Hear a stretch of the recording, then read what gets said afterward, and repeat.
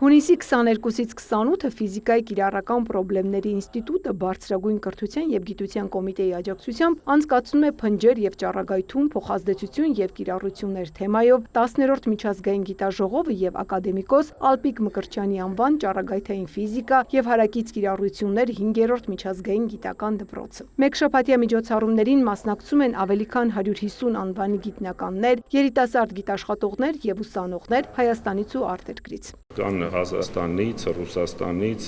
Իտալիայից, Անգլիայից, Արաբական Էմիրատներից, Սաուդյան Արաբիայից,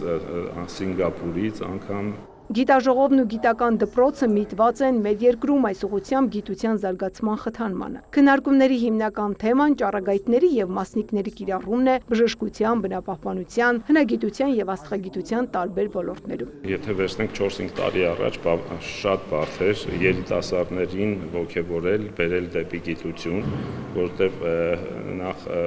աշխատավարձներն են շատ ցածր և երկրորդ գիտական սարքավորումներն էին շատ հին, բայց այս վերջին 4-5 տարվա իրականացված այդ միջոցառումները թե գիտաշխատողների աշխատավարձի աստիճանաբար տարեստարի բարձրացումը և թե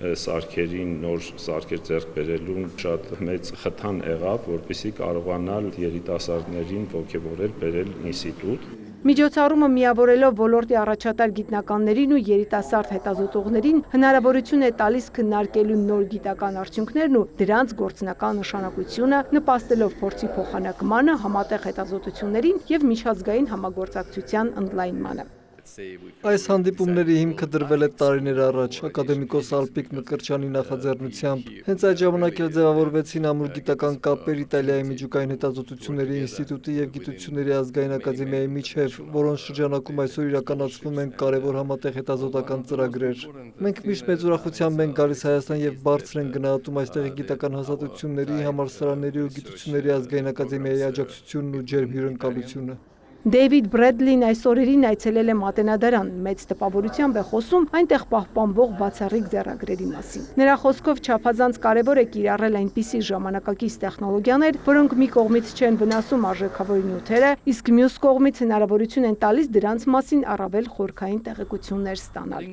Այսօրվա իմ ներկայացրած թեման մշակութային ժառանգության պահպանությունն էր ճառագայթային տեխնոլոգիաների կիրառմամբ։ Մշակութային ժառանգության պահպանումը չափազանց կարևոր է, քանի որ այն օգնում է պահպանել հասարակության պատմությունը, որպեսզի ապագա սերունդները կարողանան ճանաչել ու գնահատել անցած ճանապարհը։ Այդ առարկաներն իրենց մեջ կրում են երկրի հոգին ու պատմությունը, իսկ Հայաստանի դեպքում խոսքը հազարամյակների հարուստ ժառանգության մասին է։